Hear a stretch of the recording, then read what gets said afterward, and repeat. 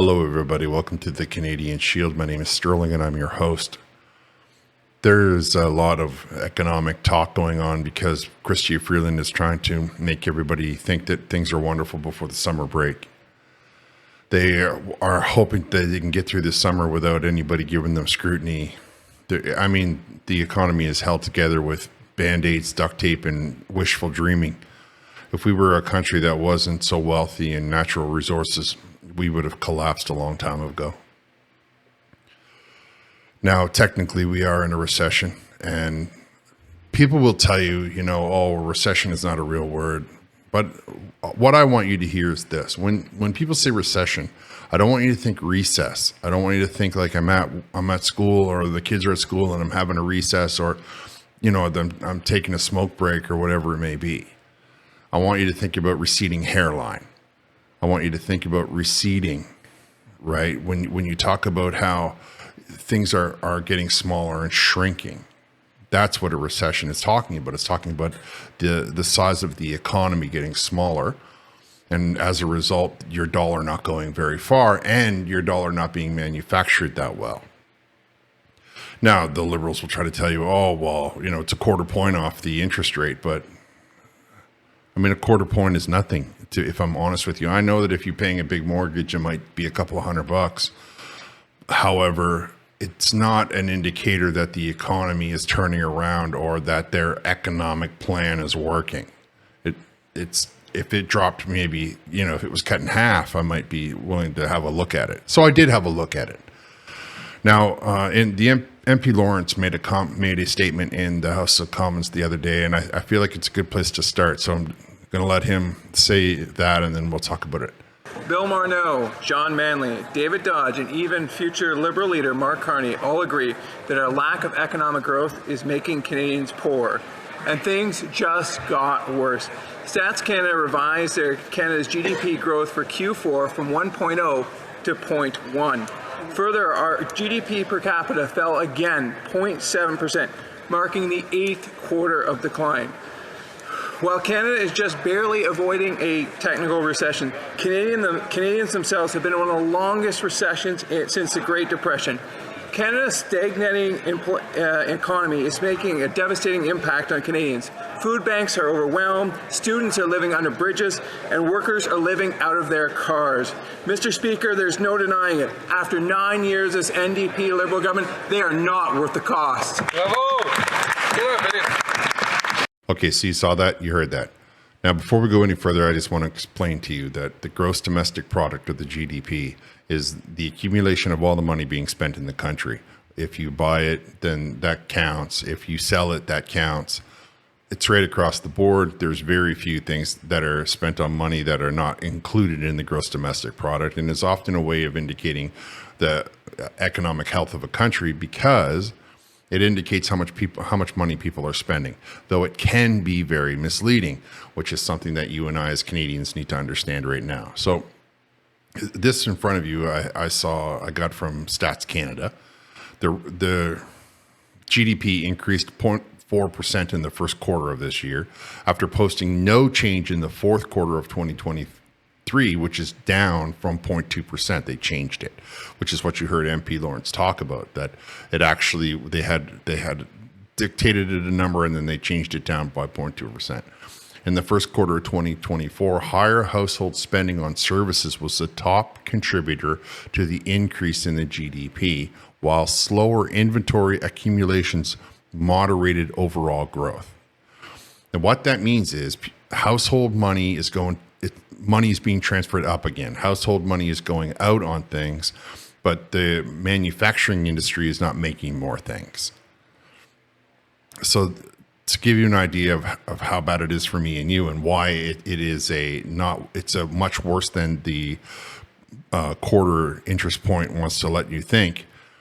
Household spending on services rises. Household spending increased by 0.7% in the first quarter, primarily due to a 1.1% rise in spending on services, primarily telecommunication services, rent, and air transport. Lower spending by non-residents in Canada also contributed to the increase in overall household expenditures. Household spending on goods edged up 0.3%, with a higher expenditure on new vehicles. On a per capita basis, household final consumption expenditure edged up 0.1% in the first quarter, following 3 quarters of decline. Per capita spending on services increased 0.5%, while per capita spending on goods fell for the 10th consecutive quarter, which is 2.5 years for those of us that are speaking in not quarters.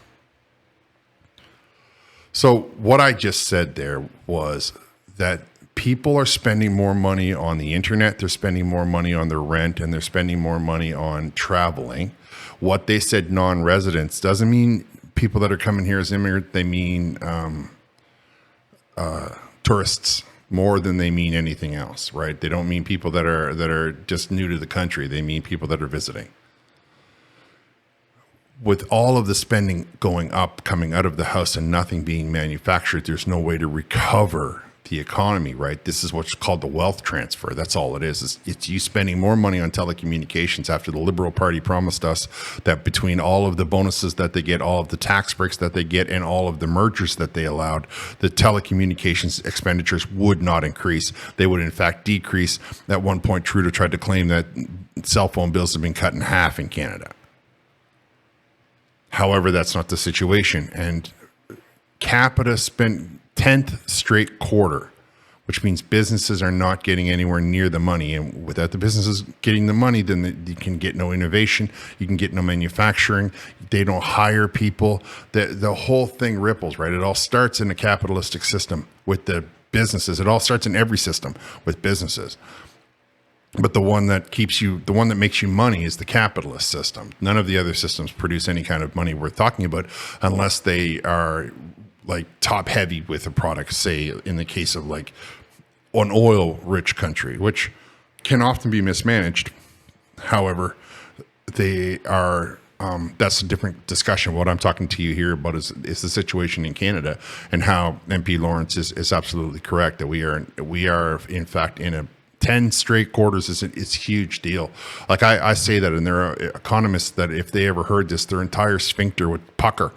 There are people right now that are probably betting on the economy to collapse before the fall. If the farming goes bad, everybody talks about the economic depression of the 1920s, and they talk about how the stock market fell.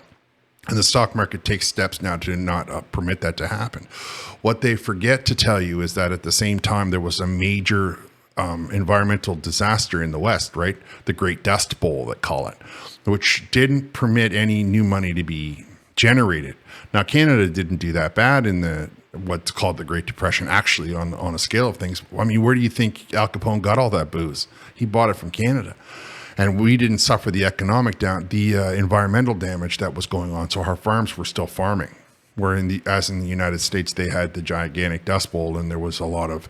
Now, I don't want to bore you too far. I don't want to take you too far down the road of the Great Recession. What I want to point out to you is that without our natural resources, if we come through this summer without a good farming, we know that the Liberals are coming after the fertilizer. We know that all of that stuff, if we don't have a great abundance in that kind of thing, if there's no jobs, if it doesn't drive the economy, then this wishful thinking of a quarter point means nothing. I mean, it's a quarter point, it means nothing anyway. Unless, of course, like I said, you got a very expensive mortgage, it might save you a couple $100. However, it's not an indicator that the economy is healthy. The gross domestic product is an indicator that the economy is healthy, and it shrunk it receded 10 straight quarters. All right, I'm going to wrap here. I want to thank you all for listening. I would appreciate it if you would like, comment, subscribe, hit the notification bell, share this channel with all of your socials. I will talk to you next time.